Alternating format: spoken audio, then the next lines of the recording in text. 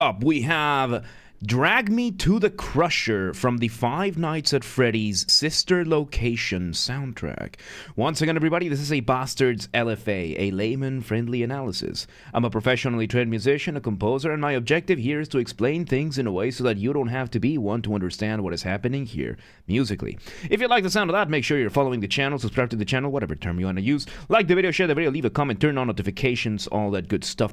Become a member. One of them, paid subscriptions. Do not risk your economic well-being for giving money to this channel. I love it when you give me money. Do not do it at your own expense. Two disclaimers. Number one, this is my first time hearing this track, so I will be pausing a lot, as I will be pointing things out as I hear them, and I will be explaining a lot, so expect me to talk a lot, expect me to pause a lot. Number two, this is recorded live on stream on a single take. This is a one-take thing, so I might stumble upon my words.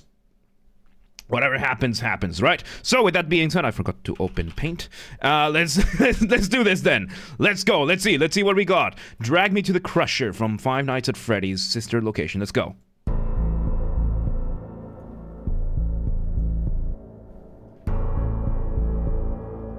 Okay, so we start with a fairly subtle.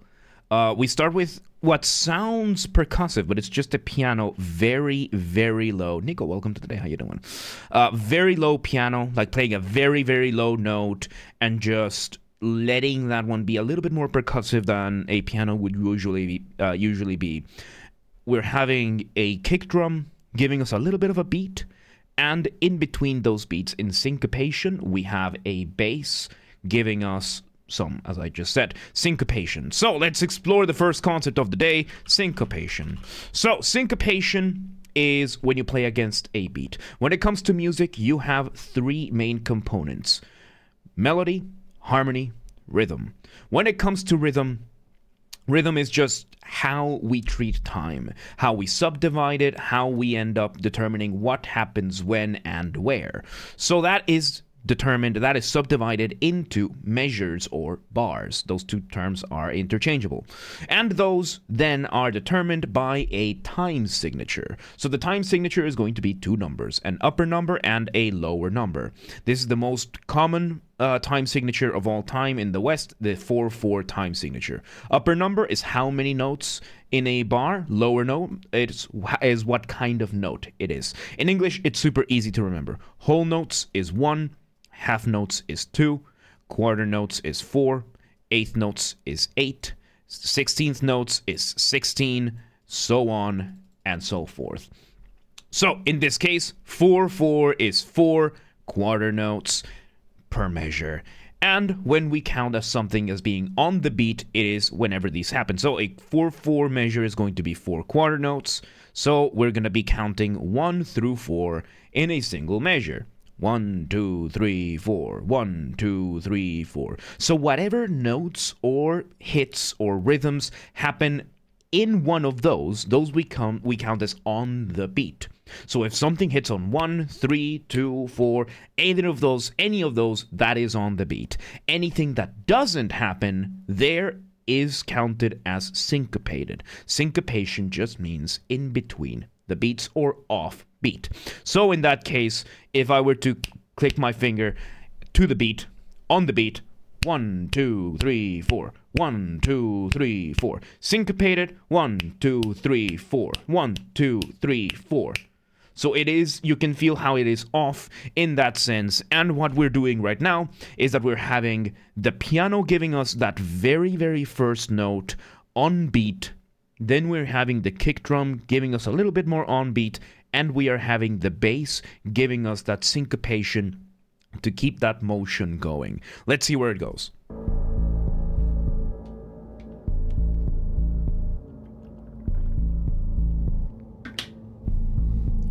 And another important thing to mention over here is how when the piano hits on what is called the downbeat. The downbeat is the first beat of the measure.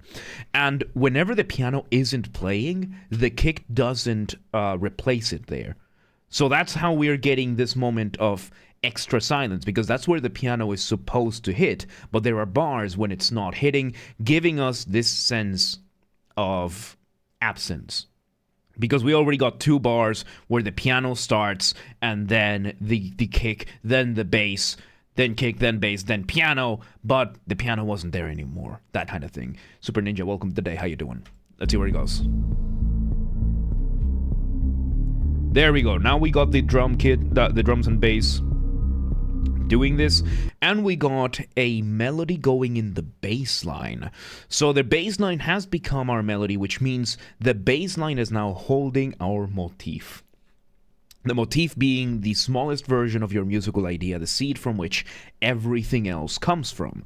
And carrying that on a bass line is somewhat uncommon. Like, usually you want it to be a lot more audible than this. So it is interesting to see it in something like a bass line in this case. Let's see where it goes. We're also having another synth doing a bit more ambient sounds further in the back.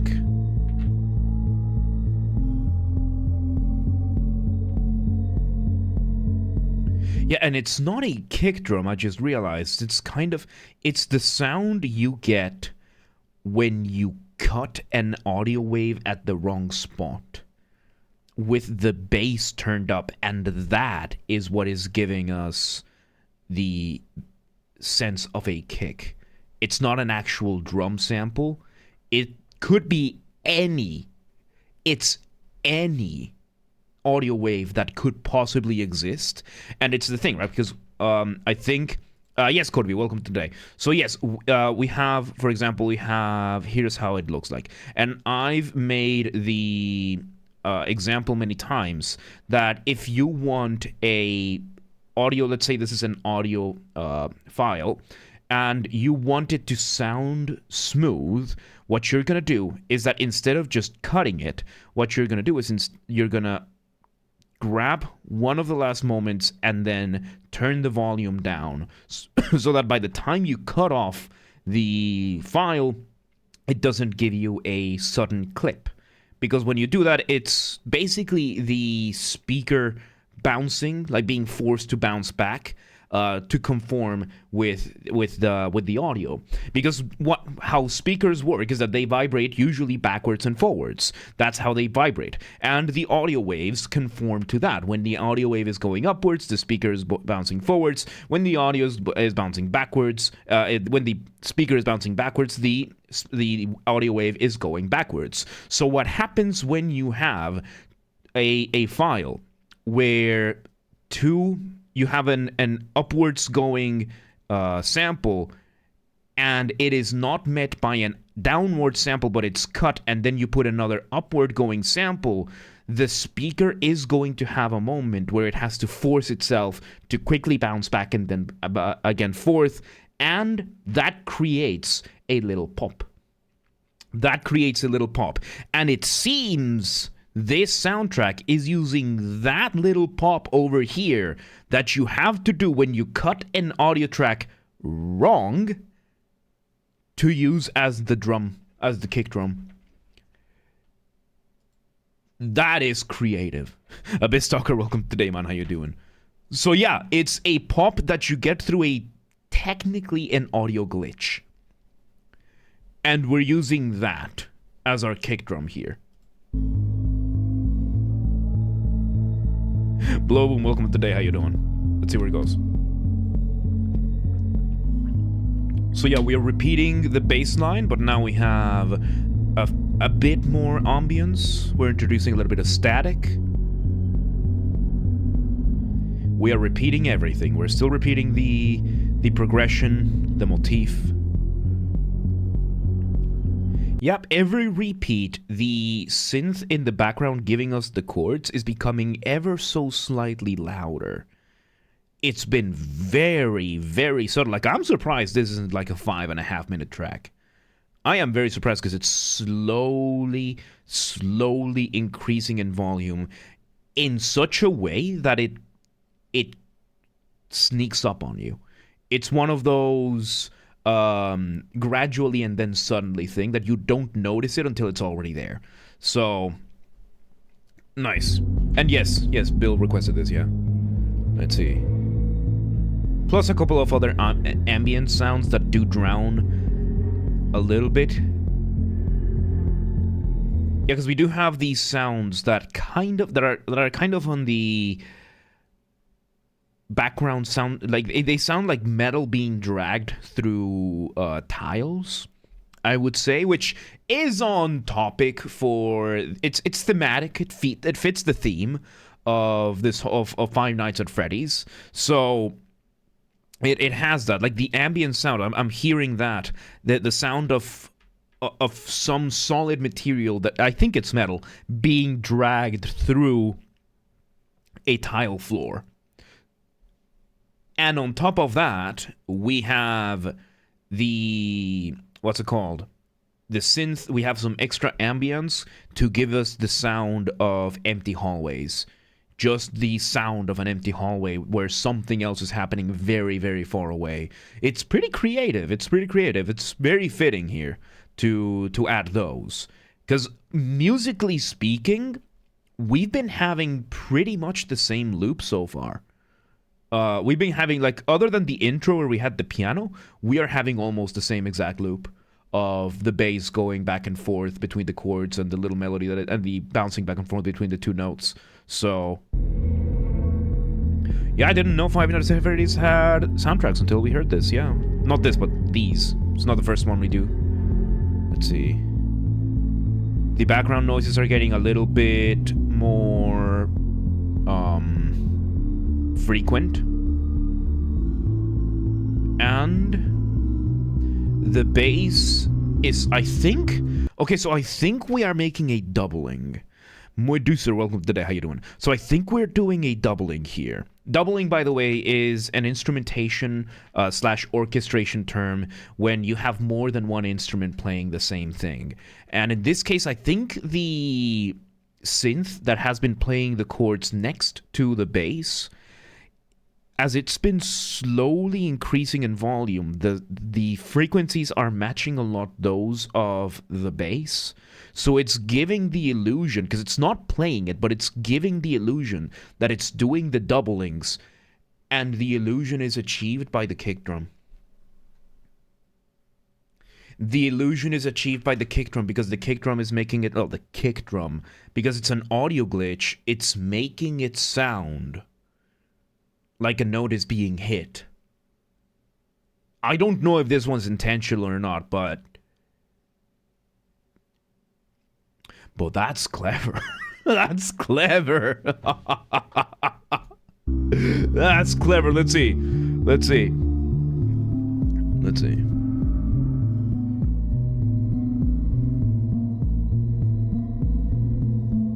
Okay, and no, we did also add another synth there, giving us a continuation, an extension of the bass line. So now we've introduced that. Now it's there to give us a little bit more, another layer, that kind of thing. Let's see where it goes.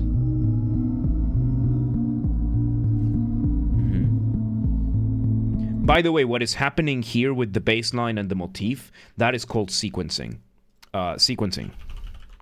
So when it comes to melodies and counterpoint being the study of melodies, how they interact with each other, how they are, that kind of thing, you can develop them using something called sequencing. Sequencing is when you take a motif, let's say it's this shape of the motif, and you repeat it, but you don't play it on the same note in the same exact way, but you play it relatively in a different starting point. The shape stays the same, you just change where the starting point is. And that is a sequence. Just when you play the same motif over different notes. And that is what the bass has been doing.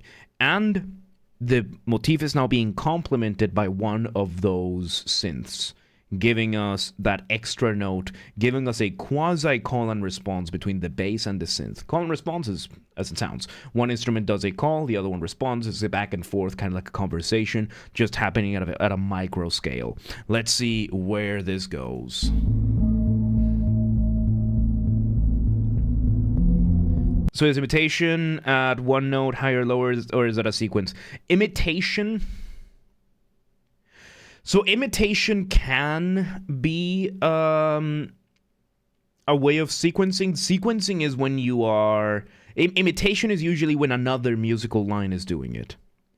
When you have a different musical line. So, for example, if we had the bass line doing the line and then it is repeated by another instrument, another scale, then it becomes imitation.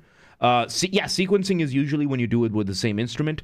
Imitation is when you have another instrument doing it, which is a form of call and response. Again, these concepts can overlap a lot, and many of these are interchangeable. And it depends a lot on the composer's intent. Because it can be that you have a sequence in one song, you do the exact same thing in another one, but you change the context a little bit and it becomes an imitation. So it can vary depending on what is that. Yet you remind me of that when we finish this this video. I'll answer it. Let's see. Oh, you got it answered. There you go.